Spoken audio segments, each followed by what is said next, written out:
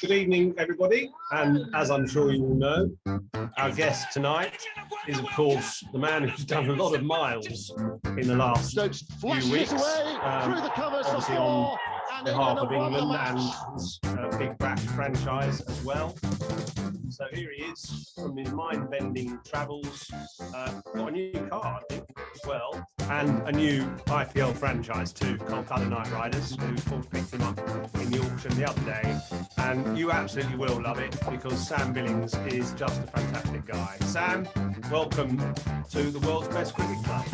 Thanks for being with us. Thanks a lot for having me on. Feel honoured. I can't really hear myself, if I'm honest, with the audio.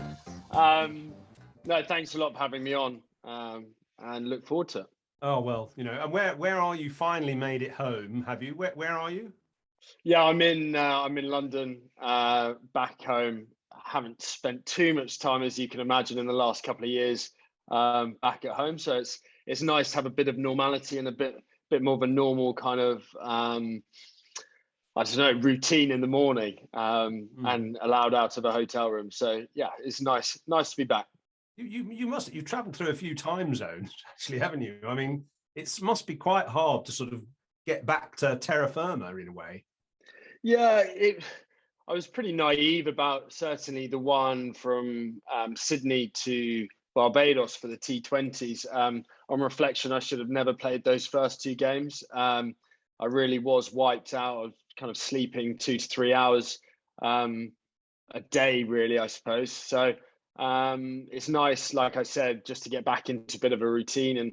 And yeah, the traveling, I think we all underestimate how much it actually takes out of you. You need to kind of get up to speed pretty quickly, the way the cricket world is at the moment. So yeah, that rest is really, really important. And what is your routine? I mean, you I suppose you've got a month or something now, have you, where you, before you go to the IPL, you would have might have thought you were going to the West Indies, back to the West Indies, but obviously that didn't happen. So what is your sort of schedule over the next 2 or 3 weeks? Yeah, it's funny. The position I've kind of found myself in, certainly over the last couple of years, it's very hard to plan ahead.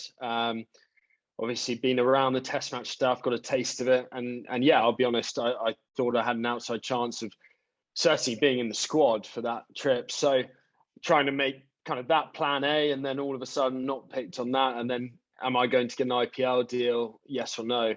I think for the first time ever, it's kind of, I've been really easy with any of the options on the table, I suppose. But like I said, that clarity certainly for my partner Sarah, it makes it difficult for her to certainly kind of plan anything in advance, and family likewise as well. So yeah, you just got to go with the flow, and I suppose just try and enjoy it and see what comes your way. And what was the situation with the auction at the weekend? Were you sort of hanging on every word, or trying to forget about it, or how kind of engaged were you with the process? I think the first day everyone's a little bit more switched onto it, and yeah, I suppose a bit more in tune and seeing whether you get sold or not. And obviously I passed when unsold in that first round. So yeah, after that first day, I was kind of, well, if it happens in the accelerated rounds towards the back end, it happens. But it's not been my first time of experiencing that. So yeah, you just kind of forget about it and wait for your phone to start dinging, I suppose. And who in the end gave you the news, and what was the process then? A bit like I suppose the NFL draft, where you see someone call you from whatever franchise. I got a call from one of the guys from Kolkata, and said welcome, and then obviously kind of the Twitter and everything goes mad. So yeah, it's nice to get that call and meet the team, and by all accounts, Kolkata's as good a franchise to be a part of as anyone. Yeah, I mean, they're quite progressive, aren't they? I mean, they own a Caribbean franchise, and I feel that, you know, looking around at the different teams, that they they sort of do their sort of homework quite carefully, and they're a very professional operation. I'd hope so. They've got Nathan Lehman, who's obviously the ECB head analyst on board now. Wayne Bentley's our manager at England as well. So Brendan McCullum's still involved with them? Brendan McCullum? Brendan McCullum's head coach. James Foster's assistant coach. Okay. Yeah, it's brilliant to have him there. I get on really well, work really well with him as well. So in terms of a kind of an English core, you've seen the Australians dominate the IPL in terms of overseas coaches, but it's nice to see actually a lot of staff from England set up now get opportunities. Let's just rewind a bit to sort of September.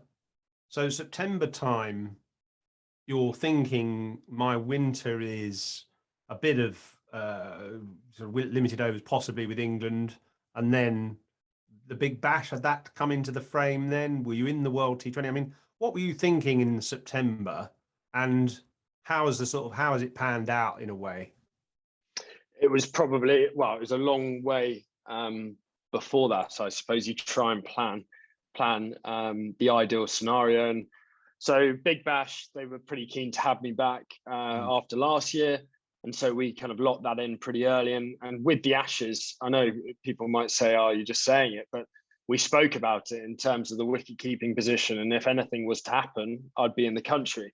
That certainly came into it. And at the back of it, obviously got my cap. So that was definitely on the cards from very, very early on. The World Cup, you're always waiting if you, as a non-contracted player and a guy who's kind of been around those sides. I was vying for that spare batsman slot, and in subcontinent conditions, I'd back myself. Well, thankfully got the call, but so you have that on the radar, the World Cup, and then the IPL eventually got cancelled in the second half. So that was the bit of the one that we didn't really expect to have it straight after the county season and then one after another. Ideally, looking back on it, I would have had that month off and gone into the World Cup really fresh and then onto the Big Bash. But yeah, like I said, I can't really be too picky and too choosy. My mindset with all of this is just to try and take on every opportunity possible. Of course, keep that balance and keep fresh. But yeah, I'm obviously 30 now, so I want to make the most out of my career as much as possible. And just talk us through the process. Also, you're in the Big Bash. You suddenly get the call. You know, Bairstow and Butler are injured and all that. You suddenly get the call for the Hobart Test. So what was that kind of, you did that massive drive, didn't you? Tell us about that. Well, initially, so Saqib Mahmood and I were about to load the van up to go to Brisbane Airport to fly home to do the week safe living at home before the T20s in Barbados. And yeah, so get a call from Chris Silverwood and said, this is the situation. Had about a 10-minute conversation with him. And then Gilo called me, and then manager Wayne called me as well. And Wayne said, well, you've got to go to the Gold Coast airport now and pick up the car and drive all the way down. I thought he was joking. I said, yeah, good one. Just put me on the next flight to Sydney and I'll do my quarantine and we get on with it. And he said, no, you actually have to drive all the way down. So 10-hour drive in front of me. They wanted me to do it all in one day. And I said, well, that's absolutely ridiculous. So yeah, off I went and did a couple of days quarantine in Sydney and then joined up with the lads, and kind of the rest is history, I suppose. What was that the longest drive you've ever done? Yeah, I think so. I did stop off a couple of times to have a swim and refresh, but yeah, it wasn't exactly. It's not exactly the M25, but it wasn't much better. I'll be honest. Can I just step in? Producer wants to step in, right? Yeah, Only because Sam, I used to live in Australia. I used to live on the Gold Coast. And one thing about your story, just interesting, is why were you given, when you went to Gold Coast Airport, a ute to drive, the ultimate Aussie macho vehicle. What is that all about? No. So that is just tax from my good friend Stephen Finn. Thought it'd be to add a bit of theatre to it and a bit of drama. He said that, and I told him on air, "You're chatting rubbish." It was a brand new Honda Civic, which is a bit of a kind of hybrid. So, what a shame, actually. Well, that's a shame, because I tell you, I played cricket in Perth, and I had a ute. They gave me a ute, and the only way I could get it started was by parking it on a hill and like jump starting it down the hill. But I mean, it was such fun driving stuff like that. And we used to have the beers out the back of it. So we kind of drive to the beach, and sit in the back. If it was like, there was nowhere to sit on the beach or something, and just sit in the back of the ute or in a forest or anywhere, just there was places. Actually, we played cricket in grounds, like village grounds, little town grounds, where there was no changing rooms. So the ute was the bar, basically. That's good multi-purpose vehicles. Fantastic. Sydney Thunder actually gave us one each as overseas player this year, so I think that's where Finney got it from. Okay, right. So you had a bit of fun with that then? Yeah, no, you like your cars, don't you? Well, yeah, I do. I sometimes when I can drive them. I'm normally in a hotel chance. Yeah. And give us a sort of anything notable about the drive. I mean, anybody say anything to you, or did you film any of it? Or it's a bit difficult, I suppose, if you're on your own. Yeah, none of that, Simon. Very, very responsible. No, it was. I'll be very honest. It was very, very boring. It's literally a motorway through a load of trees all the way down until you get to Newcastle. So I stopped off at Newcastle. A few nice beaches around there, and that was pretty much it. Yeah. And what was it like when you arrived in the team sort of core? What was the atmosphere like? I felt a little bit guilty, if I'm honest. Obviously, growing up, everything we wanted to do, the 2005 Ashes, certainly for my generation, really kind of motivated you to really want to do that. And it's the best moment of my career, making my Test debut in the Ashes and come into a team that's obviously pretty down. It's been a brutal series up to that point, but my job and the way I saw it was to just try and give a bit of positive energy and a bit of a boost, I suppose, in any sort of way to try and get some sort of result in that last Test. And it wasn't to be, of course, but anyone involved in cricket knows how brutal of a game it is, both as a team but also as an individual. And I felt for the guys big time. But like I said, I was trying to do everything I can to give to the team. Did you think before that you got that call that your Test chances had gone? Not necessarily. I'd been around the team last summer at home. I was pretty disappointed not to get a go at the start of the summer against New Zealand. But yeah, it was one of those things that I don't know.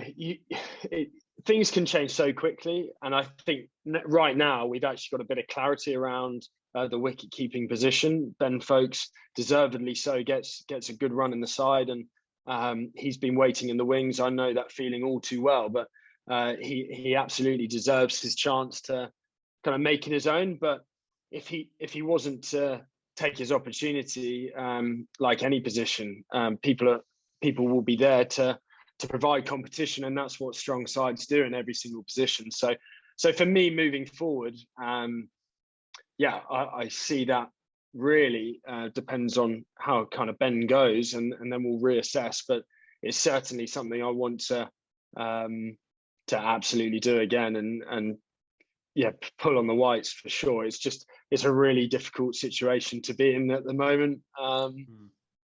With obviously not being picked, and then the IPL, and you've got to make these decisions. And at the moment, based on kind of recent selection, the IPL is the best bet. And it must be weird. So 1 minute you're get the disappointing call that you are not in the West Indies squad. Were you called about that, and was it explained to you what the situation was? Yeah, had a call. I was actually on the golf course. I was 2 down on the golf course. I didn't know which was more disappointing. Got the call. Had about a 5-minute conversation, and then I've been in communication with Strauss this week, and had a really, really honest and clear chat, I suppose. And I've always respected Strauss hugely. He was absolutely exceptional in that role the first time he had it, and the honesty always comes with a real kind of progressive nature to it. There's always that thing of, right, moving forward, what does it look like as an individual and as a player, and that's something I value hugely, and honesty is absolutely priceless. So it was a really good conversation for about 20 minutes, but like I said, it was more clarity around the wicket keeping position, and knowing that kind of Ben has that extended run, and then it's up for reassessing depending on a load of factors. So yeah, it definitely helped my mind with where that is. So sort of disappointment laced with, positive sort of optimism, I suppose. But then you get the news from India soon after. So you must have had a kind of quite a topsy-turvy kind of emotional experience, I suppose, for a few days. Yeah. Try and stay as level-headed as possible. Of course, it's disappointing. You always want to be playing for England and be on every tour possible. But like I said, it's just professional sport at the end of the day.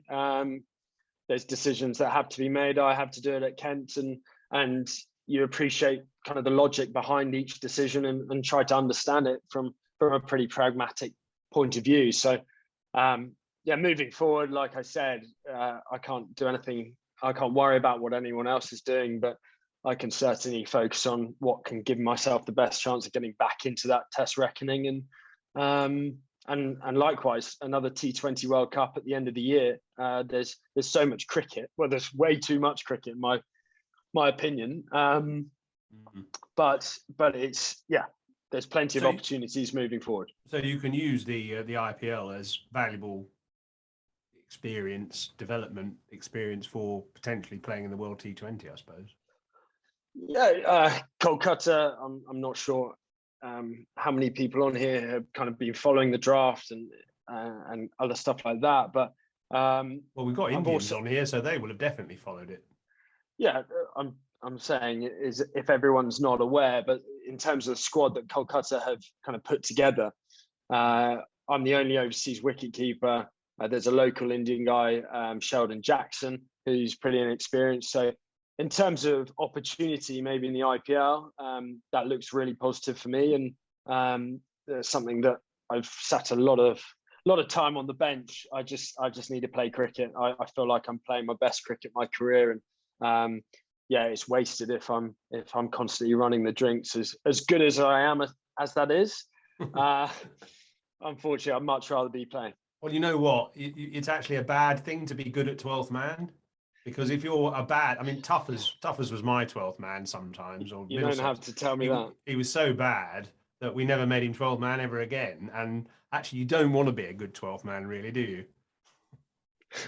You're talking to the wrong guy. You should have told me that 6 years ago. Sure. I feel for you. One little kind of just interesting talking point before we get the members to ask questions.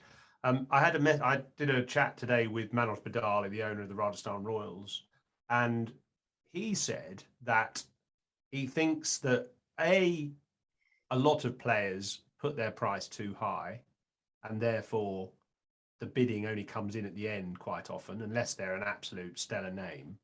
And he thinks, secondly, that you talked about clarity earlier. He thinks that in not a too distant future, players are going to have to decide between white and red ball, and focus on one or the other. And in a way, if they do focus on the white ball, that will give them more chance of a proper contract with the IPL?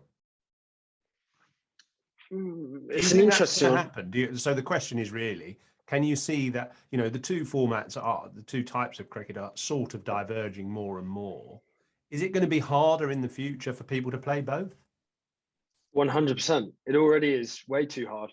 You look at how many guys cross over successfully from format to format. I'd say at a world-class level, you've probably got 5. That'd be Kane Williamson. Joe Root has now obviously not playing T20 international cricket, not playing that much. Kohli, but on the flip side of it, he's struggled for form lately. True.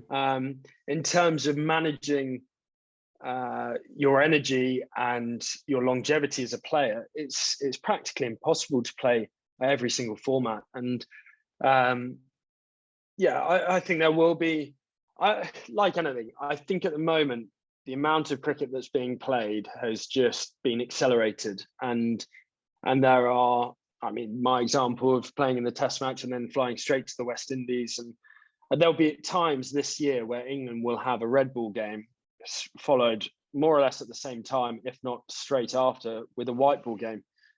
So they are essentially two different teams. So as a player, absolutely, it is impossible to do everything. And like I said, very few can do every single format at a world-class level. And is it? Do you think it's at a tipping point almost then? Like anything in life, everything goes through waves of extreme, and then there's always a leveling out. So, of course, there will be a moment, or there will be a point where everyone will just say that's enough. Enough is enough. Even getting into an IPL window and having no cricket around that, or various other competitions, and maybe narrowing the amount of T20 competitions down, making it more streamlined, and maybe having a Premier League of T20 leagues and a first division or so.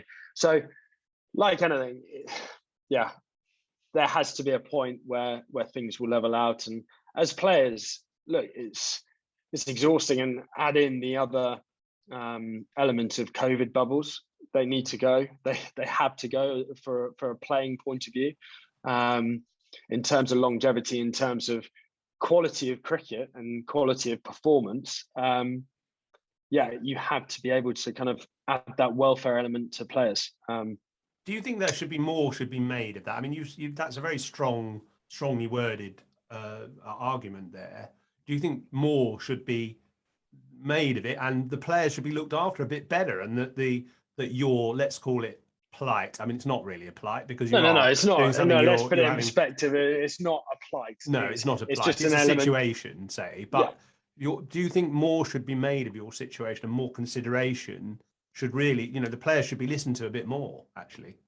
I'll be honest, we get treated brilliantly, and we get looked after fantastic in terms of the hotels we're in, and everything around that. It's just, you look at lockdown, and every single person in the country, it was required at the time, but it was tough. I mean, far tougher than any of our guys in playing cricket. But that extended lockdown, essentially, of being locked in a hotel room, it's not healthy, kind of mentally, for a long-term perspective. And we're social animals. We shouldn't be locked up the whole time. So it's a really difficult one. At the end of the day, it comes down to getting the show on the road, I suppose. And it's stuff that is, I've probably said too much anyway, in terms of my opinion. No, I mean, I don't think you have. I think it's important that you do have a say on it, because the trouble is that administrators and broadcasters and so on are just trying to kind of squeeze every last drop out of their tournaments and players, and actually not thinking about the quality of the product. Yeah, the quality of the product has to stay at a top level. And you think it's almost jeopardized a bit in a way, which, I mean, is you can see it. I mean, that's why you get these lopsided test series for a start, probably.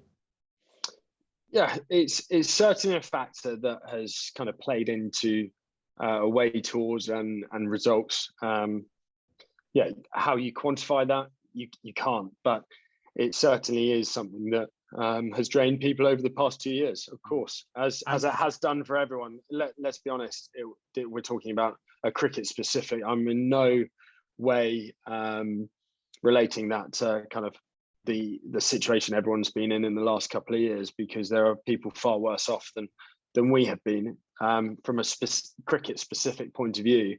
I think we need to be a little bit more progressive now and move it on.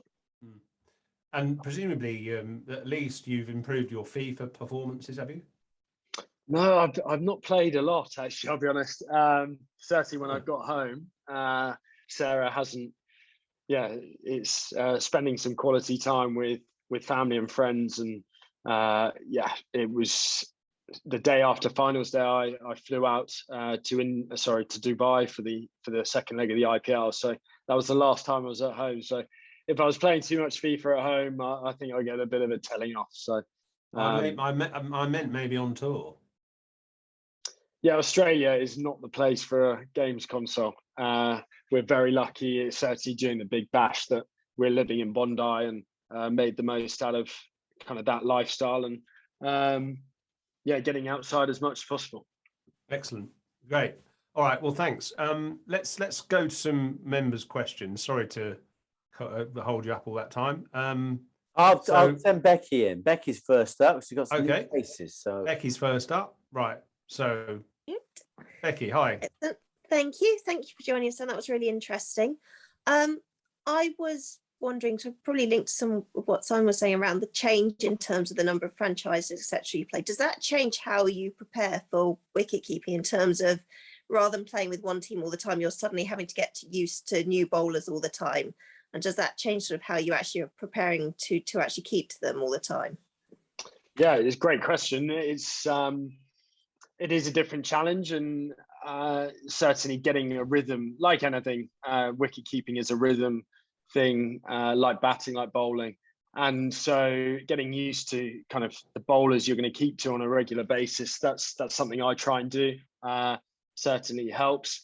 In terms of, I think the biggest thing as a player, as an individual player, that franchise cricket has certainly accelerated younger players' development in the way that you realise what you need to do as a player to get yourself ready. And that differs from obviously individual to individual, but kind of as Sam Billings, the cricketer, I know that whatever franchise I go into, I need X, Y, and Z to be able to perform. And whether that looks like of a kind of week preparation leading up to a game, or it might only be a day or two. I've got a pretty kind of strong framework at the age I am, and kind of experience, thankfully, now, that I know how to kind of prepare going into those different environments and going into hopefully perform. Because at the end of the day, as kind of we get bought, and we're an asset, and you're paid to perform. So for me, being responsible and really being really aware of that preparation is really key. Thank you. No worries. Thanks. Great. Good question. Who's next? I'm bringing in Matthew Cleese. Matthew. Thanks very much. Sam, great to have you on the call today. I'd like to continue the red ball, white ball, really. Yep. You said you were keen to sort of continue your test career as and when, what might happen. How do you personally, sort of from a mindset point of view, adapt? You came from white ball, thrust quickly into the test team and so forth. What's in your mind? What adjustments do you make and so forth?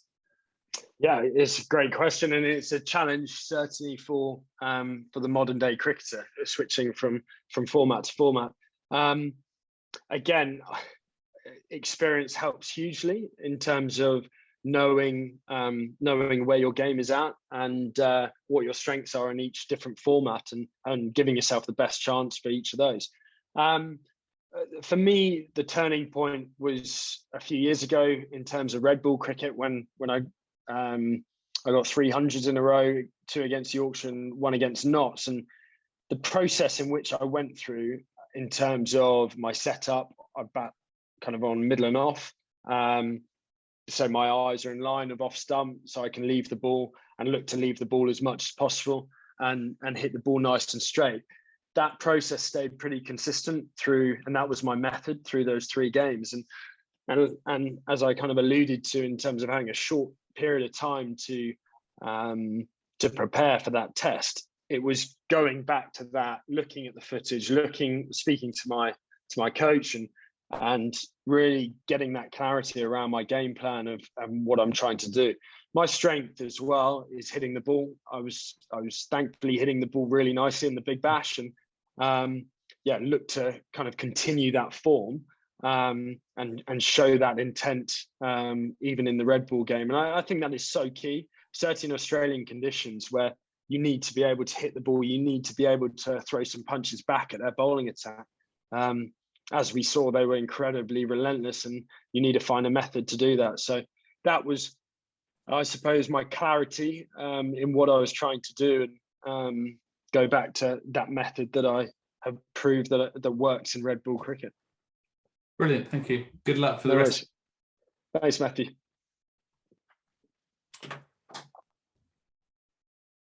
Do you just while we wait for the next one? Do you have to change? Say you play 3 championship games and you do well and you sort of bat on middle and off. How does that compute? Then say you switch to a blast game, and you've got to suddenly clear your front leg and whack it over mid wicket. Is that quite a hard transition to make if you've only got a couple of days? Yes, absolutely. I mean, as a bowler, let's look at what you need to do. What's your remit as a bowler in Test match cricket? Is sitting top of off stump. All of a sudden, you need to bowl slower balls. You need to bowl wide Yorkers. There's a completely different skill set. But I think the fundamental thing, certainly from a batting point of view, and I think we've seen it hugely, is actually the guys who aren't playing regular cricket, where it's 50 over cricket is the perfect balance between the two, because 50 over cricket, you have to have a good enough base game to stand up, because it's a longer format and you'll get exposed otherwise. And that helps both obviously Test match cricket, but also T20 cricket. If you can't block the ball back straight down the pitch in the nets, then it's a lot harder to try and hit it for 6 or over mid off and try and hit it for a boundary. So the basics of the game have to really still be in good working order. And I think that's something that I definitely picked up from all the best players. They focus a lot of their T20 practice. Still, Josh is a great example of that, about his basics, hitting the ball along the ground and hitting the ball hard but nice and straight, and then all the tricks come after that. Actually, I'll tell you a player who I think you were talking about, people who've adapted to both formats or 3 formats. Rohit Sharma. The way he played at Lord's last summer in the Test was amazing, and yet he can still laving the ball and just playing orthodox shots, and then he can just almost adapt that method, that sort of orthodox method, into shorter formats just by being a bit more aggressive. Yeah, and Kane Williamson is another example of that. I think Kane's incredibly underrated in terms of 2020 cricket. You see his IPL record in the last few years, even at the death overs.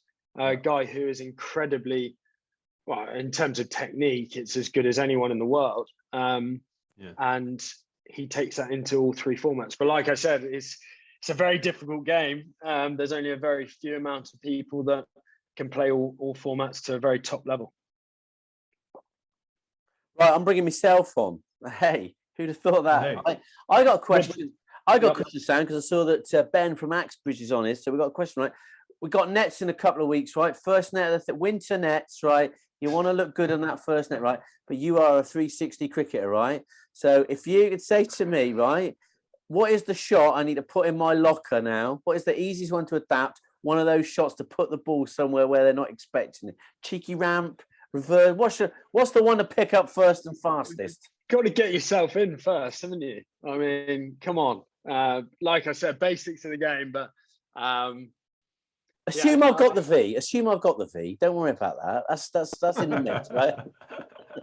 Show the logo. Got that? I'm talking. Yeah. I think we've seen it so much. The reverse sweep against spin.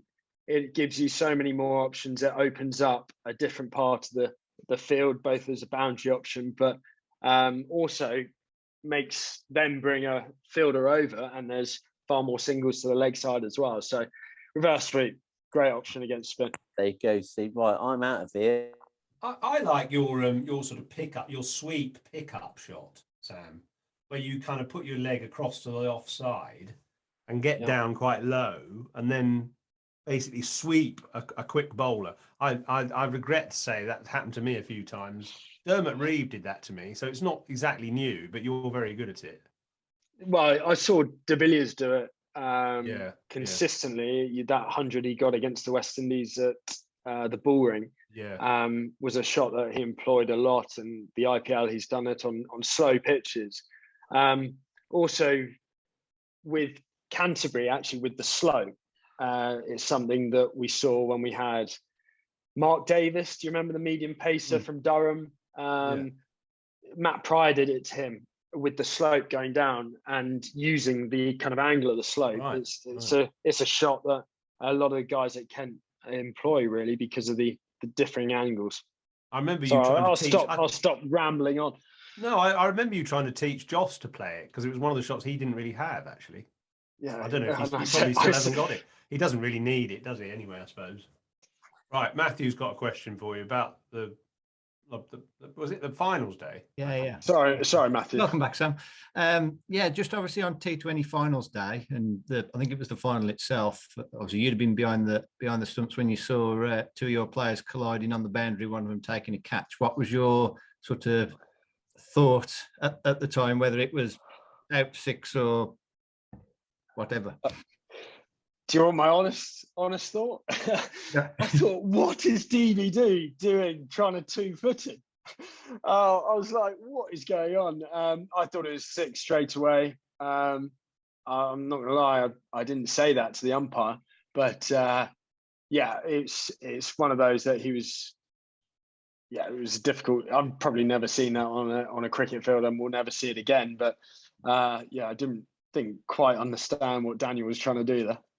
Well, seeing it from, I was at the top of the pavilion and seeing that happen, and then obviously, a couple of deliveries later and over later, that great catch by, I think it was Adam Riley, wasn't it, on the other side of the ground? No, Jordan Cox. Jordan Cox, sorry, that was it, yeah.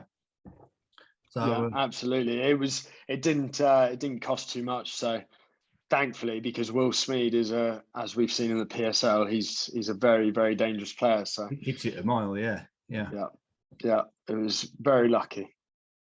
So thank you very much. No worries. Thanks, Matthew.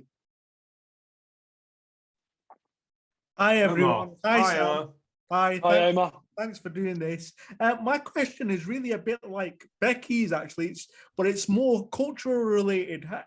How does it feel going from team to team nowadays? And do you sometimes forget where you are and what team you're playing for? And if you've had instructions from one coach, at some point, and you go to another team, and do you forget kind of how you kind of fit into that culture and things like that? Because every team has its own kind of system, I suppose, and way of doing things. Yeah, absolutely. It's a great question. It's something that I think it's a great life experience, not only as a cricketer, but kind of skills after cricket that you have to develop. Look, we play in a team. We've got to get the most out of our teammates and also yourself. So going from team to team, you kind of have to focus, like I kind of alluded to earlier, your kind of personal preparation to really be ready to go, but also throw yourself into the environment, wherever that environment is. I think it's a great opportunity that we have to travel the world, different cultures, different countries, and experience that. So it's something that's always, I'm very thankful kind of to my parents, really, to have that positive outlook on it and see it as a real life experience, and trying to make the most out of every single environment I go into. So yeah, they've instilled that positive mindset and to try and give everything I can to each environment. But like I said, it teaches you great life lessons to deal with different types of people, and yeah, get the best out of yourself and ultimately other people as well. Great question though. Cheers, Sam. Cheers. Be yourself, I suppose. Is that one of the kind of underlying philosophies? Yeah, well, if you're a good bloke, you try a bit. Yeah, you just try and. At the end of the day, we know you're a good bloke. Well, no, yeah, it depends who you ask, but no, it's something that you have to try and give everything you can to each environment you go into. It makes your experience far more fulfilling, I suppose, but also enjoyment. You don't want to be just sat in a hotel room on your own, kind of not getting to know people. And I'm very thankful to the amount of friendships I've had all over the world now.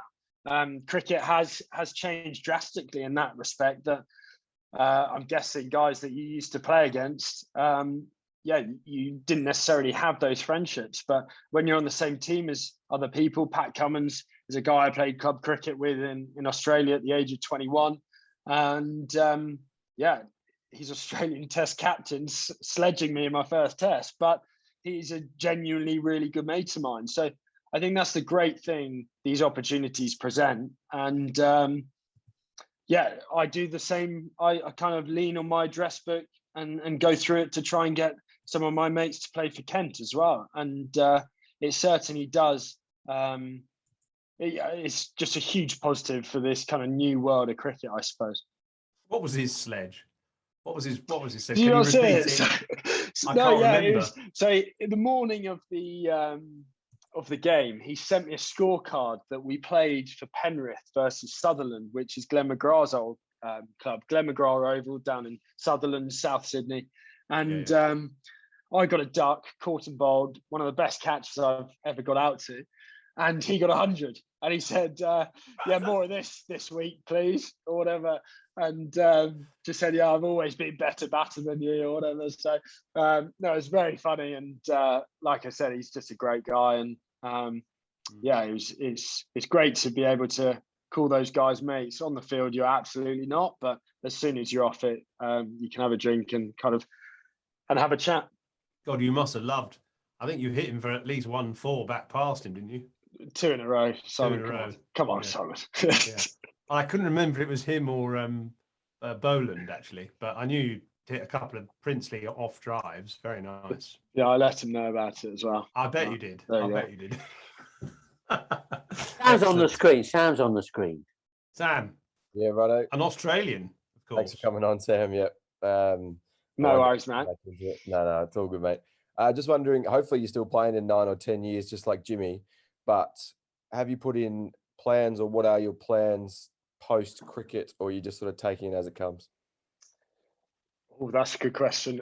It's something I suppose I started thinking about a few years ago when I got injured. It's the first time I've probably ever thought about it, when all of a sudden you play cricket and then you do your shoulder and you've got no cricket for at least 6 months. It was something that you kind of think about. The commentary element of it, I've done a bit of it now. I've really enjoyed it. I did some for Channel 7 during the Big Bash and really enjoyed that. I think I would like to get to a level where that could potentially be an option, but who knows? It's as hard a business to get into as possible. I'm a country bumpkin at heart, and I'd love to go back to the farm at some point and get involved in the family business with my old man. So I think there's a few things that cricket will present itself. I definitely don't see myself going into coaching. If I was to stay in cricket, I would be more interested in going into kind of a director of high performance or sports director role. An element of the captaincy I've really enjoyed has kind of been the strategizing and planning forward and looking at different overseas options and who fits the team and et cetera, et cetera. So I think that's kind of more something I'd look to go into post cricket. Nice one. Cheers, mate. No worries, thanks. Nicest Australian ever. He is nice. Yeah, he's a nice guy. Right, it's me, producer on timings. It just says a couple more questions, but you might want to do the quiz. And if we've got time, okay. Sam's about. We might come back to Rob, Will, and Andy afterwards. Right, that's a good idea. Right, so we'll come back to you. Right, so we'll rattle through this. Sam, this is a quiz, right? And the title of the quiz is "How well do you know yourself?" Oh dear. So we've had various rounds of this. This is the current leaderboard in the latest round. A bit of a sort of Middlesex feel to it, actually, with the number of people we've had on. Morgs was pretty good. Farbrace obviously top at the moment. Roland Butcher and Reece Topley not great. The worst score of the lot of over a year's worth of these was Alistair Cook with only 4. Yeah. So, you know, you've got 4 to beat anyway. Perfect. And it starts with some music.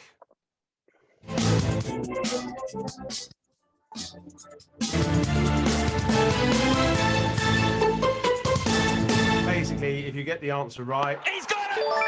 You get that. Yep. If you get it wrong, you get this. Okay? Yep. Right. Easy. 10 questions. And I will just start them now. Okay. So question 1, how many did you make on your first class debut, both innings?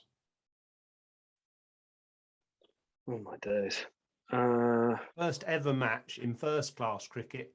I can jog your memory. It was when I got a 100 and something against Northants.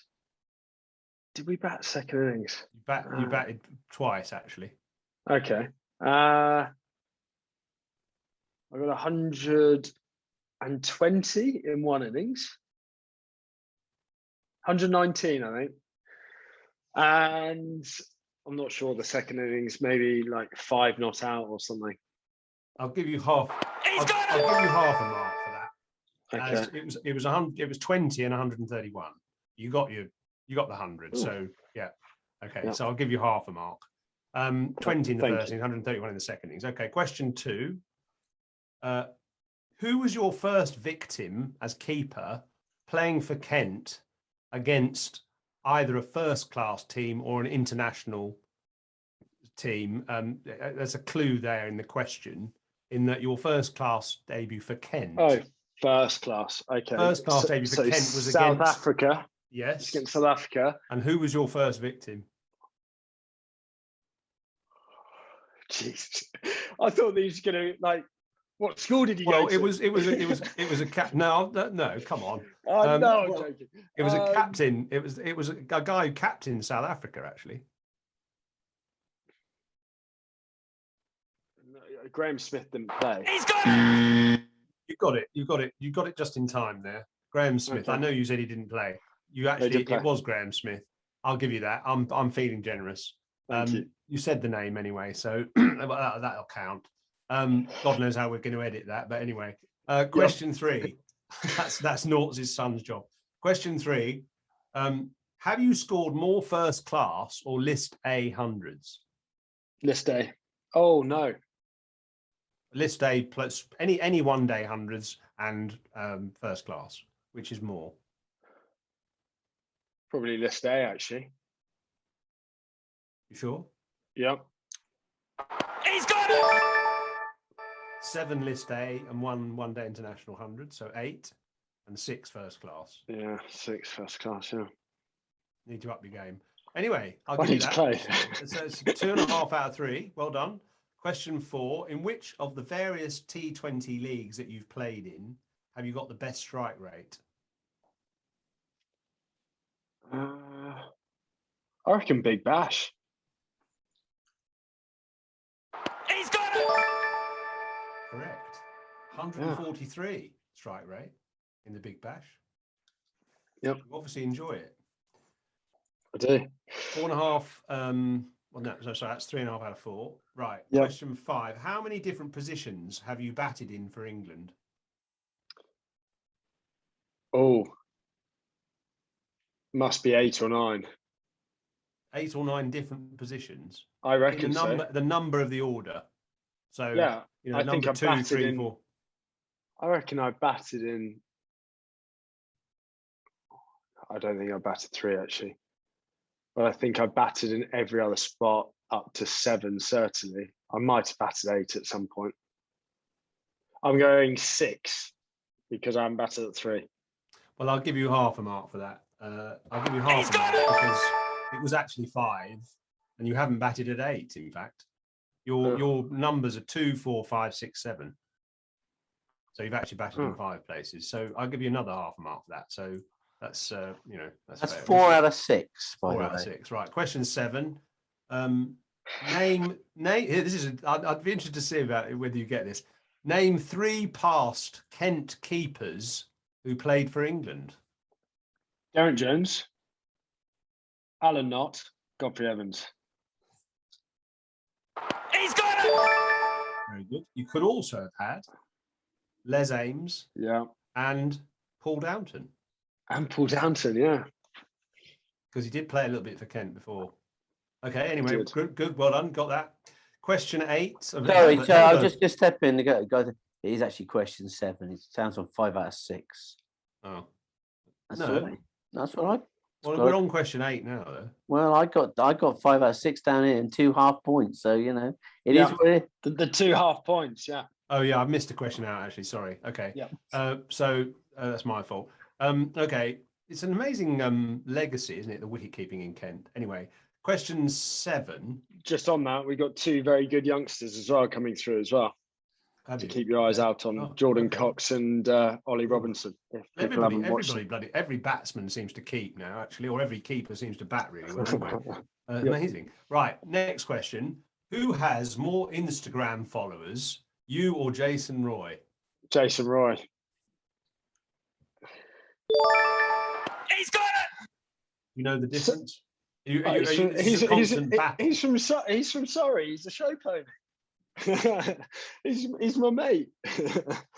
Yeah, pretty obvious that one. Well, it's quite a big. It's a gap you need to make up. Billings 507,000, Jason Roy 780,000. Yeah. Okay. Good on him. All right. Well, you got that right anyway. Okay. Question 8. How many did you make on your IPL debut? 56. He's got it! I'll give you that. 54. Kolkata, Delhi. Yeah, I'll give you that. 54. Well done. Okay. So you're doing all right here. 7 out of 8. Is that right, Norts? That is correct. 7 out of 8. It's pretty good. Come on. Right. Last 2 questions. Question 9. You were England Test player number 700. Yeah. Who was number 600? Was it Flintoff? Vaughan. He's got it! Good knowledge. I was going to say Flintoff, Vaughan, or Truscothick, but you got there before I did. I'm a badger. You didn't think I was a badger. Right. Well, you are a badger, and if you get this right, you'll go to equal top with Farby, and you'll be proved to be a genuine badger. Right. Well, and a narcissist. Yeah, that's the only issue with this quiz, isn't it? A little bit. So, and this one is the proof of it. Actually, this question, owing to your attention to detail on Instagram posts, what do the England lads call you? The influenza. Oh, it's Stokes. That's wrong. No. Well, it is. Stokesy calls me that. Okay, well that's a good revelation, but his Instagram's worse than mine. That's not the answer I was looking for. Actually, there's another one. They call you. It's sort of to do with. Well, it's to do with chickens. What? First I've heard of it, Simon. Right. Okay. Well, I think. All right. I'm going to give you. I'm going to give you the correct answer for that then, because I thought it was rooster. Oh well, no, that's just a made up. Yeah, that's just Jason being silly as always. So actually, influenza as and what, explain that. So the whole thing about social media is obviously an influencer. It's this new kind of tagline. So yeah, Stokesy's put a bit of a twist on that, saying influenza, which is pretty fitting over the last couple of years, isn't it? I suppose it is.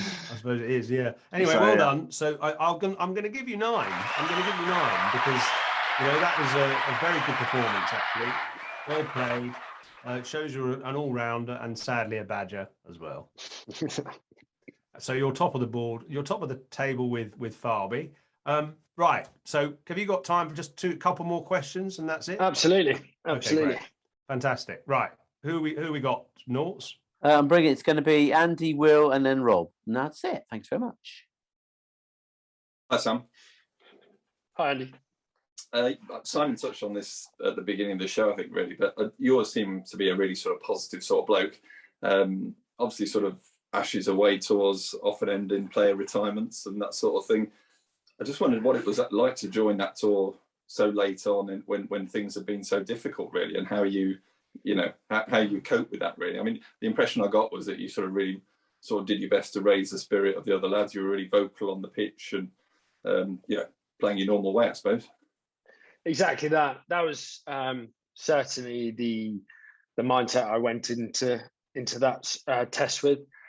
It's also trying to drive people on to salvage something out of a series that's been pretty brutal, both personally, but also as a team, as a collective. There was a huge opportunity.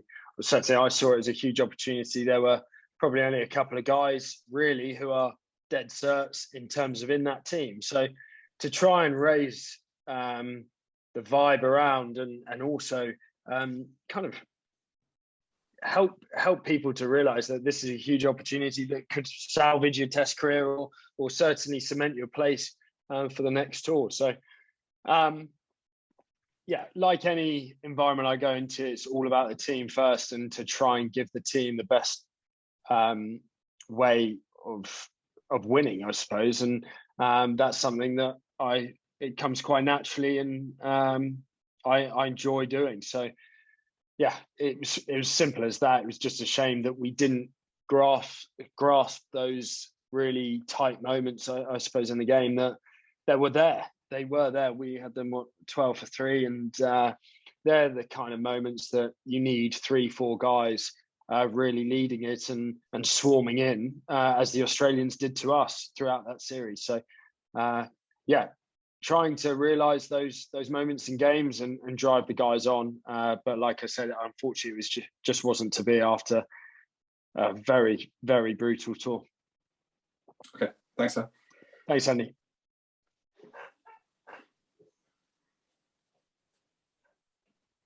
Evening, Simon. Hi, Will. Sam, how are you doing? Very well, Will. How are you? Good. Yeah, I'm very, very well, thank you. I'm gonna. I know this is a cricket call, but my question is about football. Now, you are, from what I hear, you're a Man United supporter. Do you ever think Man United are going to win a trophy this season? Can you not tell by my thick Mancunian accent that I'm a Man United fan? I am. I'm from a big family that only supports Man United, so I never kind of had a choice growing up, and I grew up in that golden era, I suppose. So no, I don't think we'll win anything this year. I think it's I think it needs shaking up, and I think Ralph, to be fair, has come in and said it how it is, and everyone's realised how many issues there are at the club. I just really hope we get back to winning stuff that club is all about. So hopefully pretty soon, Will. Please, I hope. I was watching last night thinking Brighton are going to equalise. So it's not been a good time for a Man United fan, especially with the noisy neighbours. No, exactly. Of course not. Cheers. It's been an amazing, actually. I think, how many times have they won the Premier League? Is it something like 10 or something? Come on, Simon. How many is it? 20. No, not the. I don't mean Division 1. I mean the Premier Premier League. League. In total. Premier League's 11. Is it 11? Should know that. But it's 20 because Liverpool always compare it, don't they? Yeah, no, I meant since the Premier League in '92. And I mean, you forget that they've won it that many times because it's been quite a long time since they have actually won it. But there was that sequence in the '90s where it was like almost six in a row or something, wasn't it? Absolutely. Amazing. I was born in '91, and that's when you were born. Yeah, God. Yeah. Born with a red scarf around your neck. Okay, cool. Right, last two. Who we got? Andy? No, we had Andy. No, it's me. Oh, Rob. Hi. Rob. Hi, Rob, last one. Rob's the last question of the night. Cool. Hi, Sam. How you doing, mate? Very well. How are you? Yeah, good. Thanks. Just a quick one, really. Regarding your sort of wanting to get into the test squad, have you thought about or suggested putting yourself forward to open? Because you've got a good temperament, a solid technique. You're not going to chase any wide balls or be bowled first ball around your legs, because that's obviously a problem area. So are you looking to maybe back there for Kent in the 4 day or speak to the new management and say, I'd like to open because I can hold a bat, basically? Let's get something straight in terms of that Sydney Test match, since data has been recorded consistently, was, as data says it, the hardest spell of bowling ever faced by an opening pair, by Hamid and Crawley. So no, no, I'd much rather like the middle order.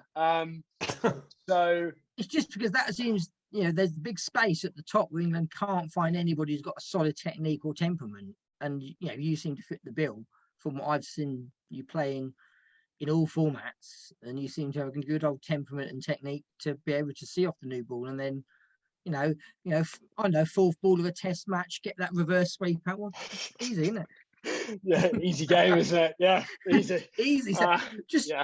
It's easy, Sam. Just sort it out. It's really easy. Rob, we need to get you in as batting coach. You sort it out, wouldn't you?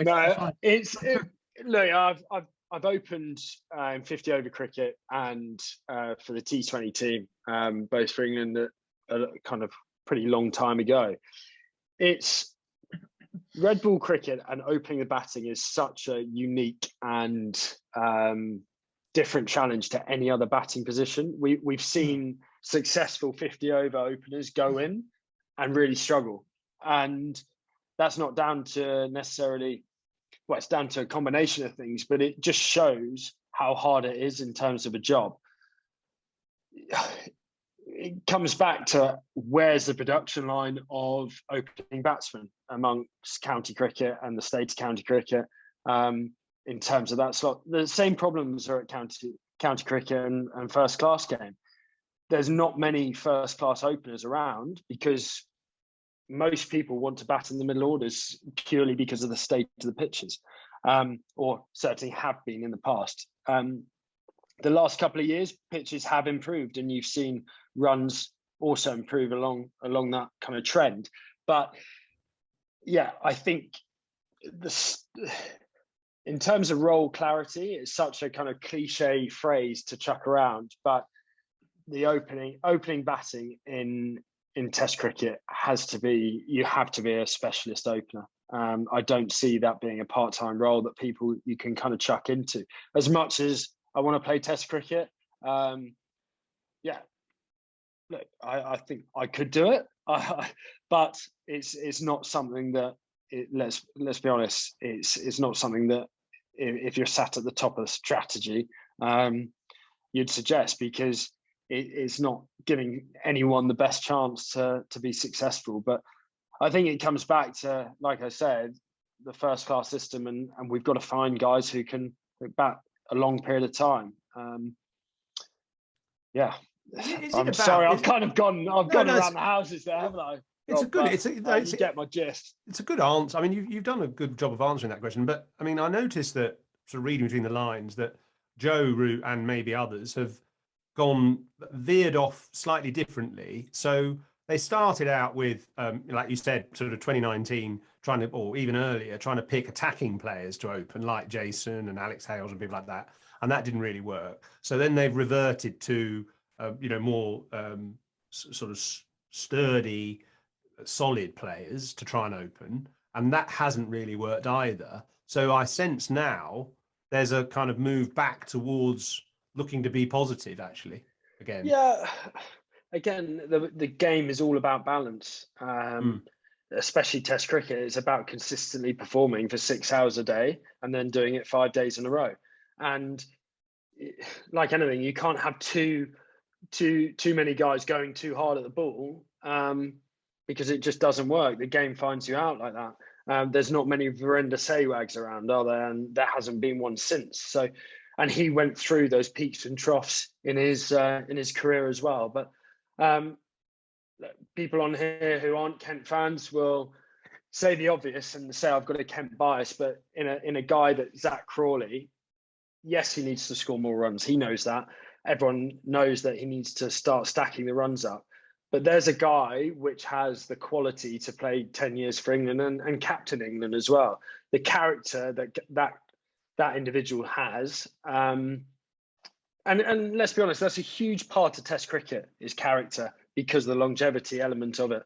He will be a success. I've got no doubt about it.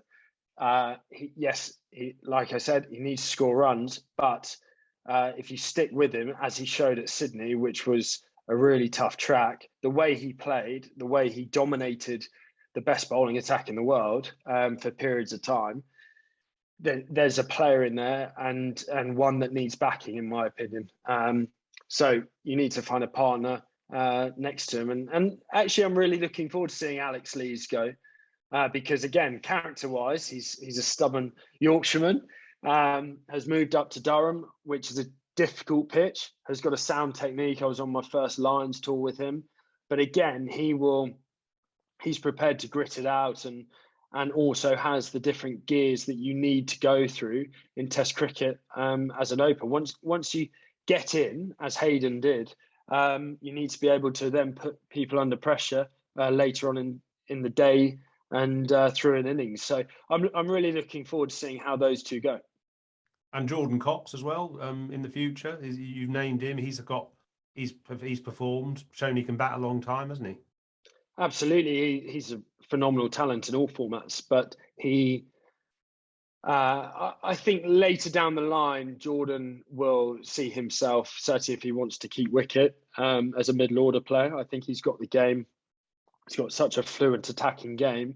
I think down the line he will probably be a middle order player, if I'm honest. And that's not to say if he goes really well, but he was kind of thrust into that opening role because Zach was away with England and look, we didn't have anyone else at Kent, and he's kind of taken that opportunity. So it was a way of getting him into the side. So we'll see how he develops, but another exciting player to look out for.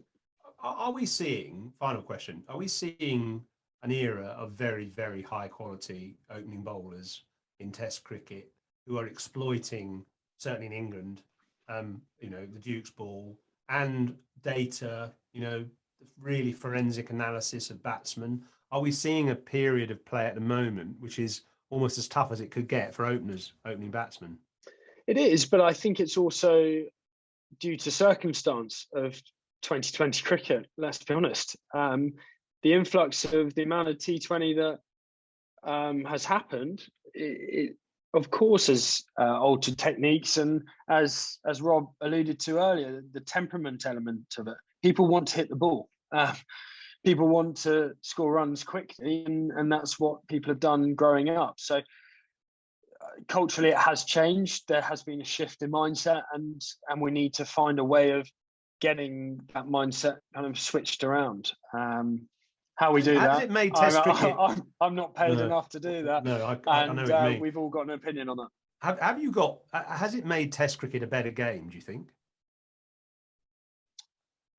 Define better. Or more exciting, maybe? I think it's always been exciting. No, I don't. I don't actually think it has. I think there are elements that, of course, like anything, things progress, and T20 has had slight improvements to the Test game, but overall, no, I think probably the opposite. which makes sense, I suppose, because there's so much 2020 cricket now. That's up for debate. I mean, we could go on all night about we that. could. Let's not. It's an interesting one. Yeah, no, it is. I don't agree with you, but anyway, that's fine. You know, so you put a perfectly good point together. I just can't imagine wanting to watch Boycott and Edrich nudging it for what, you know, one and over throughout the day's play and finishing up at, you know, 140 for 4 at the end of a day's play. I think, you know, cricket now is just so much more entertaining. I suppose I'm a different era, aren't I, Simon? Let's be honest. So, well, no, you are. Of course, you're a different era. I'm basing it on the 2005 Ashes. Yeah, but nothing's ever going to be as good as that. Exactly, that's the best series ever. So that was the most exciting series, and it's changed since then. True. Listen, we'll let you go anyway, and see your lovely other half, who's been very patiently waiting in the background, I'm sure. Thank you very much for your time. Well done with everything, and look forward to seeing you in KKR colours. You'll be I'm sadly not going to Calcutta, will you? Because all the games are in Mumbai. Mumbai, yeah. Well, that's not a bad place to be, actually. Great place, great city. Yeah, I agree. I might see you there. All right. Brilliant. Well, thank you very much, everyone, for having me on, and appreciate obviously all the support and everything like that. But it's great to come on here and people who genuinely love the game. It really is. These are the kind of things that you enjoy doing because you feel like people actually do listen as well, but and take it on board for a bit of time. So no, but thanks a lot, and we as players do really appreciate all your support around the county and the English game. And we really applaud your ambassadorial nature. You're a tremendous icon in the game. Set a great example. Deserve all the success you get. So, congrats and good luck. Thanks, Simon. I appreciate it. Cheers, mate. Thanks, guys. All the best. All the best. Cheers. Bye.